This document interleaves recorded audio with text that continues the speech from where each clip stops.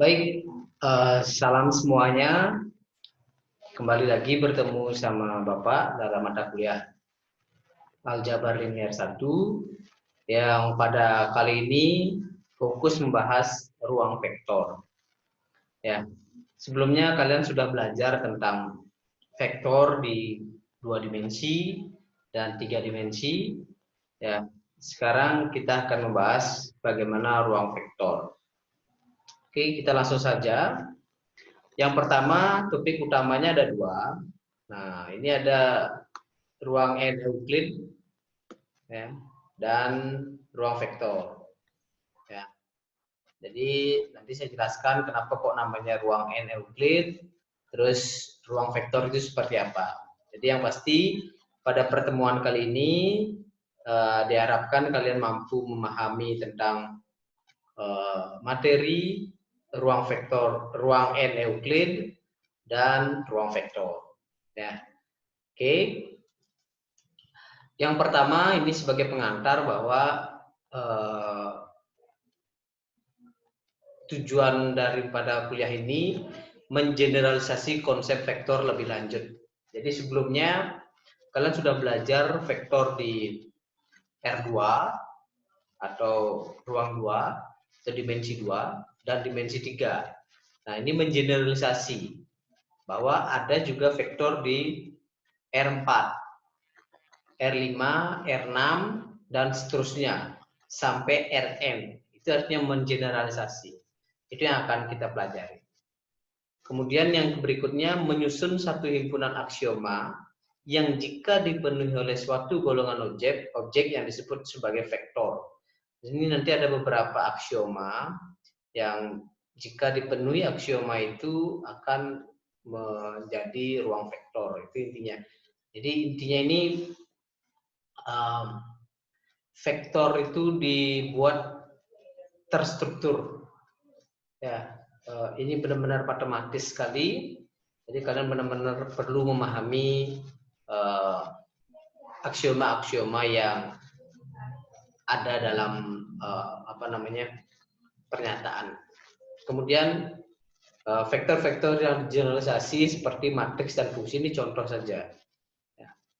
Kemudian pengembangan visualisasi geometrik dalam berbagai variasi soal matematika, di mana intuisi geometrik tidak dapat digunakan. Jadi dalam R2, kalau ada vektor misalnya 1,2, itu kalian bisa gambar secara geometri seperti apa gambarnya. Ya, ada panjang, ada anak panahnya. Begitu juga kalau di R3 atau dimensi 3. Misalnya 1,2,4, jadi kalian bisa gambar secara geometri. Nah, bagaimana kalau R4, R5, R6, R7, R8? Nah, itu intuisi geometriknya sudah tidak dapat digunakan.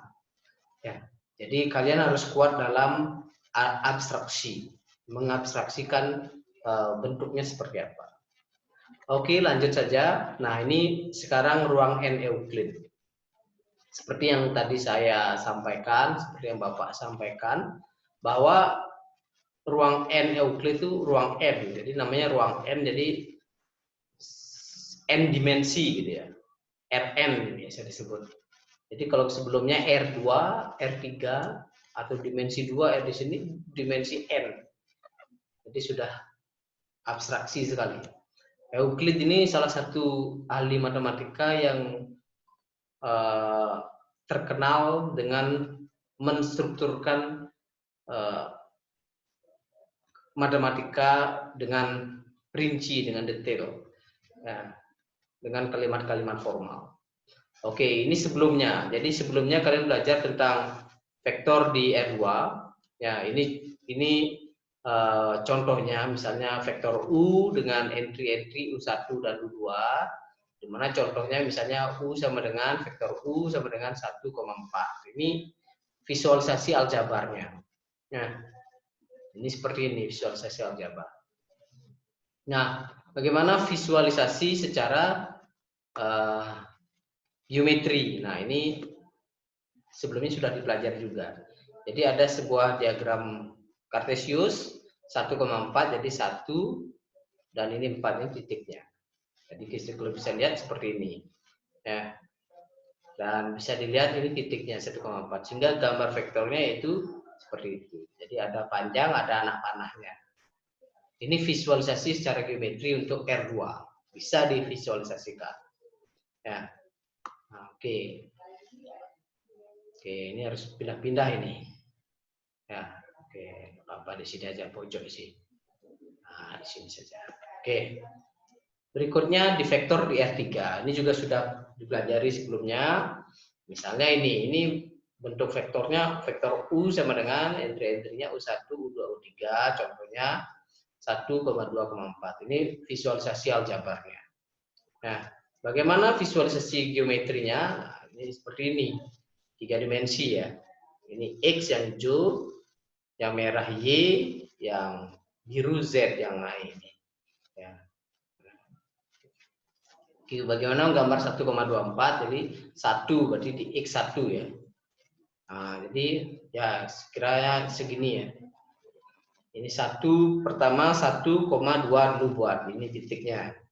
Nah, kemudian berikutnya naik sebanyak 4 langkah. 1, 2, 3, 4. Jadi sekitar di sini titiknya. Jadi udah bisa dibuat. Jadi kalau digambarkan ya begitu vektornya. Nah, jadi saya kira juga bisa intuisi geometrinya masih bisa dibentuk. Ya. Oke, berbeda halnya dengan Rn. Nah, ini Rn. Nah, ini mohon maaf ini salah ya. U sama dengan 1,4. Ini misalnya R4 misalnya. Atau R5 misalnya. Ini sudah nggak bisa tidak ada visualisasi geometriknya di R4, R5, Rn. Nah, ada visualisasi. Nah, inilah yang kita pelajari. Ya, ternyata nah ini definisi ruang N Euclid ya. Oke, ini agak formal bahasanya, tapi saya coba bahasakan dengan sederhana nanti. Jika N adalah sebuah bilangan bulat positif, maka tuple N terorder, ada order N tuple ya, ini bacanya bahasa Inggris, adalah sebuah urutan N bilangan real A1, A2, A3 sampai AN. Himpunan semua tuple N terorder dinamakan ruang N dan dinyatakan dalam Rn. Intinya itu A1, A2, A3 sampai AN ini itu merupakan ruang N atau Rn. Nah, di mana 1, 2, 3 sampai N ini merupakan bilangan bulat positif. Nah, saya ulangi lagi ya. Jadi yang namanya ruang N itu adalah ini. A1, A2, A3 sampai AN yang disimbolkan dengan tanda kurung. Nah, di mana 1, 2, 3 ini paling kecil 1 bilangan bulat positif sampai N. Nah, tergantung N-nya berapa. Nah, R1, R2, R3 wujudnya dalam geometri berupa titik. Ya. Tadi sudah disebut 1,2 itu titik ya. Nah, jadi sehingga Rn ditinjau sebagai titik yang digeneralisasi, juga titik juga. Ya. Oke. Jadi mudah-mudahan bisa dibayar. Sehingga kalau ini berupa titik, Rn juga titik, sehingga sifat-sifatnya juga sama. Nah, sehingga dalam ruang N Euclid ini berlaku sama dengan di ruang 2 dan 3, yaitu pertama operasi-operasi baku pada Rn juga berlaku pada ruang N. Sifat-sifat operasi vektor berlaku juga pada ruang N. Hasil kali dalam Euclid juga berlaku pada Rn. Sifat-sifat hasil kali dalam Euclid juga berlaku. Panjang dan jarak pada Rn juga berlaku. Jadi berlaku sama. Sehingga kemarin 2 pertemuan sudah belajar di R2, sudah belajar di R3. Saya harap ini sekarang lebih mudah ya. Oke. Nah, ini contohnya ini ya. Ini berlaku juga di Rn. Operasi-operasi baku pada Rn. Jadi misalkan ada vektor ini, ada U, ada V pada Rn, sehingga U dan V dikatakan sama jika U1 sama dengan V1, U2 sama dengan V2. Ya. Oke. Kalau contohnya ya gampang, U sama dengan 1,2, V sama dengan harus 1,2. Itu baru dikatakan dua vektor yang sama. Kalau misalnya U sama dengan 1,2, V sama dengan 2,1, apakah dia sama? Tidak ya. Jawabannya tidak sama. Ya, misalnya saya tulis omega. Nah. Oke, ini apa nih? 1, misalnya U sama dengan ini 1,2 ya. Oke, kalau V itu sama dengan ini 1,2 juga, ini ekuivalen ya. Berarti U sama V adalah dua vektor yang sama. Jadi U sama dengan V ya. Ini sama. Nah, kalau misalnya U sama dengan 3,4 misalnya. Oke. V sama dengan misalnya 4,3. Maka ini U tidak sama dengan, walaupun entry-entry-nya sama 3 dan 4, tapi ini tidak ekuivalen, tidak sama. Ya, itu contohnya ya. Ya, mudah-mudahan bisa dipahami. Ini contohnya. Kemudian clear all drawing ya. Oke. Mana caranya back nih? Oke, back. Oke. Mana ini? Oke, back, udah back. Ya, jadi begitu. Penjumlahan juga berlaku sama. Penjumlahan U dan V didefinisikan jika ada U tambah V ini sampai N berlaku. Kalau sebelumnya hanya sampai U2, sampai V2, sampai V3, sampai N. Perkalian juga berlaku. Ya, K kali vektor U itu berlaku sama. Nah, oke, mudah-mudahan bisa dipahami. Ini juga udah pelajari kemarin. Ya, juga sudah dibuktikan sifat-sifat operasi pada vektor. Jadi berlaku sifat komutatif. Ya, ini berlaku sifat apa?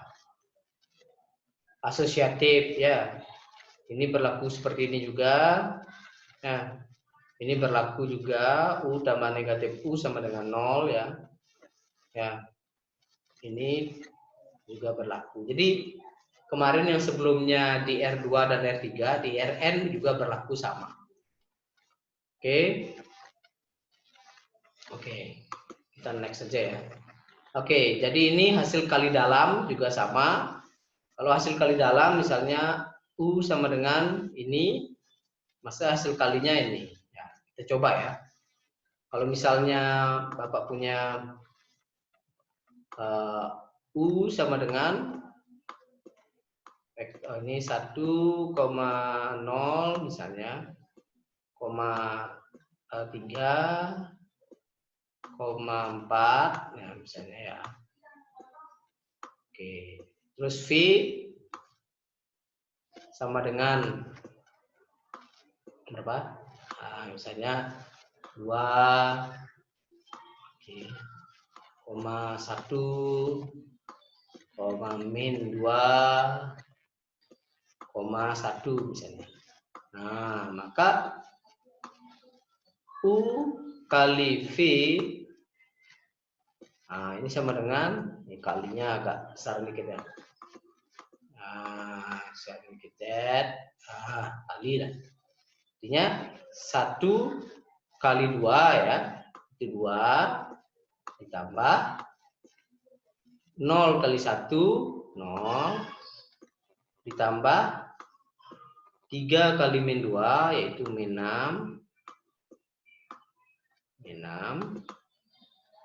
ditambah 4 kali 1 sama dengan 4. Sehingga kalau dijumlahkan ini, waduh kebetulan sekali jawabannya nih. 2 tambah 0, 2 tambah min 6 tambah 4 sama dengan 0. Jadi U kali V sama dengan 0. Ya. Oke, saya kira bisa dipahami.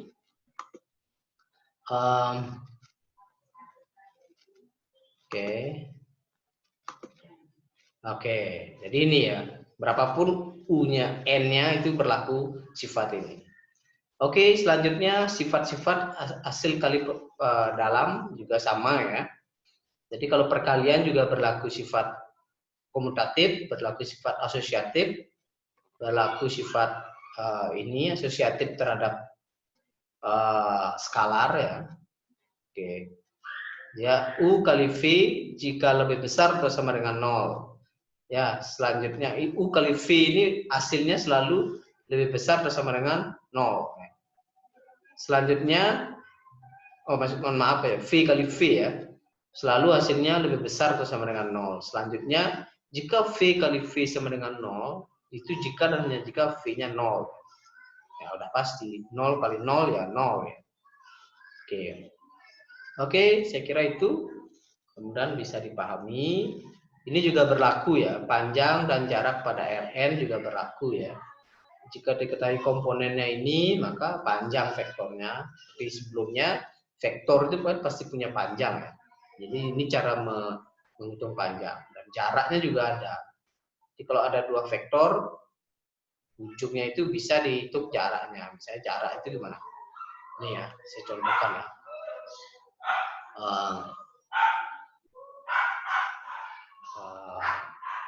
Tadi ya.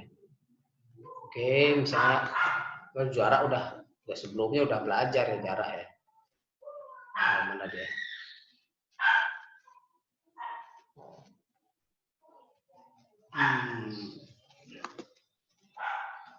Oke, mana ya?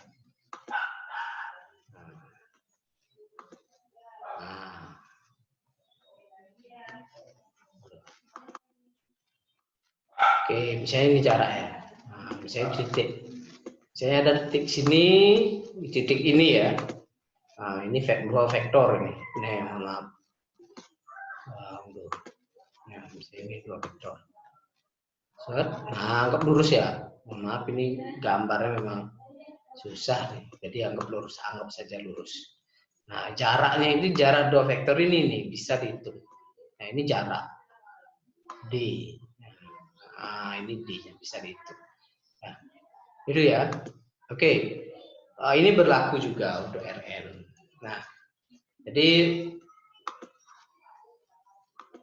oke, nanti intinya di sini. Nah, ini karena vektor sebenarnya dipelajari di mata kuliah matriks dan vektor. Di sana kalian akan lebih banyak dapat materi tentang vektor. Nah, di sini sebenarnya yang intinya ruang vektor. Nah, ini hati-hati kalian mempelajari ini. Ini benar-benar menggunakan berpikir deduktif. Nah, jadi kita menyebut V sebagai ruang vektor jika aksioma-aksioma berikut dipenuhi oleh semua subjek vektor U, V, dan W pada V dan skalar K dan L. Jadi sama seperti apa ya? Misalnya dalam satu ruang itu misalnya mahasiswa program studi pendidikan matematika itu juga punya ciri-ciri. Dia disebut mahasiswa program studi pendidikan matematika FKIP Universitas Makassar Denpasar jika ada syarat-syaratnya ya, yang harus dipenuhi. Ya. Jadi di sini kita menyebut V ini sebagai ruang vektor jika memenuhi 10 aksioma ini. Nah, yang pertama, jika U dan V adalah objek-objek pada V, maka penjumlahannya ada pada V. Terus yang kedua, berlaku sifat komutatif, kemudian berlaku sifat asosiatif, kemudian yang keempat, terdapat suatu objek 0 di V yang disebut vektor 0 untuk V. Sedemikian rupa sehingga ini 0 tambah U sama dengan U tambah 0 sama dengan U untuk semua vektor U pada V. Jadi ini harus dipenuhi aksioma ini. Aksioma kelima, untuk setiap U di V terdapat suatu objek negatif U di V yang disebut negatif U ya. Nah, ini sedemikian rupa sehingga U tambah negatif U sama dengan negatif U tambah U sama dengan 0. Ini aksioma kelima harus dipenuhi. Aksioma berikutnya, jika K adalah sebarang skalar dan U adalah sebarang objek di V, maka K kali U berada di V. Ya. Ini distributif, ya, skalar dengan vektor. Ini distributif, ini yang dalamnya adalah skalar kali vektor. Kalau ini vektor yang ada di dalamnya. Oke. Oke. Kemudian ini asosiatif terhadap skalar ya. Ada dua skalar bersifat asosiatif. Jadi ini yang terakhir 1 kali U sama dengan U. Jadi suatu pernyataan, suatu kondisi disebut ruang vektor jika memenuhi 10 aksioma ini. Bagaimana kalau hanya 9 yang terpenuhi, yang satu enggak, itu bukan ruang vektor. Salah satu saja tidak dipenuhi, itu bukan ruang vektor. Jadi kalian harus menguji 10 ini baru disebut ruang vektor. Ya. Oke, untuk contoh jelasnya ini. Buktikan bahwa matriks 2 kali 2 merupakan ruang vektor. Nanti untuk penjelasan ini ada di video selanjutnya. Kalian mohon disaksikan ini ya dan dipahami dengan baik. Nah, kemudian berikutnya ada juga buktikan bahwa himpunan berikut bukan merupakan ruang vektor. Nah, jadi membuktikan ini. Misalkan V sama dengan R2. Dan definisi operasi penjumlahan dan perkalian skalar sebagai berikut. Jadi definisi penjumlahannya diberikan di sini. Vektor U entry-nya ini, vektor V ini, kemudian U tambah V sama seperti yang umum, U1 tambah V1 dan U2 tambah V2. Jika K adalah bilangan real sebarang, maka nah ini perkalian skalar dengan vektornya itu didefinisikan juga dengan seperti ini. K kali U sama dengan K kali U1, 0. Kalau sebelumnya kan yang umum kan, kalau yang umum begini ya. Kalau yang umum begini. K kali U itu sama dengan K kali U1, U2 ya. Oke. Sehingga K, mohon maaf, kurung dulu ya. Sehingga ini sama dengan kurung K kali U1, K kali U2. Ini yang umum. Ya. Ini yang umum ya. Biasanya seperti biasa. Tapi ini definisikan berbeda. Ini didefinisikan seperti ini ya. K kali U sama dengan K U1, 0. Oke. Jadi begini. Ya. Jadi kalau ketemu U ini kan sebenarnya variabel ya. Bisa berlaku untuk apa saja. Misalnya kalau K dikali V gitu ya. V. Ini mengikuti ini ya. Kita mengikuti yang ini ya. K kali V ini kan sama dengan K kali V1, 0 gitu. Ya. Bisa dipahami ya. Ya, kalau ini misalnya ini ya. Nah, misalnya U diketahui misalnya sama dengan 1,2 misalnya. Maka kalau biasanya seperti biasa ya. Kalau seperti biasa, maka K kali U ini yang biasa, yang umum. Maka sama dengan apa? K kali 1 K, 2K ya. Nah, ini yang biasa. Tapi kalau ini, kalau menggunakan ini, maka dia berbeda. Maka KU sama dengan apa? U1-nya kan 1 ya. 1 kali K, 0. Nah, selalu 0 di belakangnya. Berapapun bilangan U2-nya itu 0 jawaban. Ya. Oke, mudah-mudahan bisa dipahami ini. Ya. Oke. Jadi disuruh menunjukkan, oh my god. Nah, disuruh menunjukkan, buktikan bahwa ini bukan merupakan produk vektor. Jadi kalau misalnya bukan produk vektor, sebenarnya kalian cukup menunjukkan satu saja yang tidak memenuhi dari syarat tersebut. Satu saja. Kalau bisa menunjukkan semua yang tidak memenuhi, bagus. Tapi satu saja yang tidak memenuhi itu bagus juga. Nah, jadi itu ya, lebih jauh nanti akan saya bahas ini. Ya. Selanjutnya seperti biasa, karena ini merupakan bagian perkuliahan, coba kalian kerjakan ini, ya. Ini dicoba dikerjakan, ya. Kalau sudah, ya secepatnya kalian screenshot saja, ya. Jadi siapa yang mengerjakan itu yang akan saya nilai, ya. Kalian sudah mengerjakan, screenshot, foto, kemudian share di grup, ya. Jam berapapun kalian sudah selesai ini, di antara 4 ini, kalian share di grup, nanti saya akan berikan tanggapan, ya.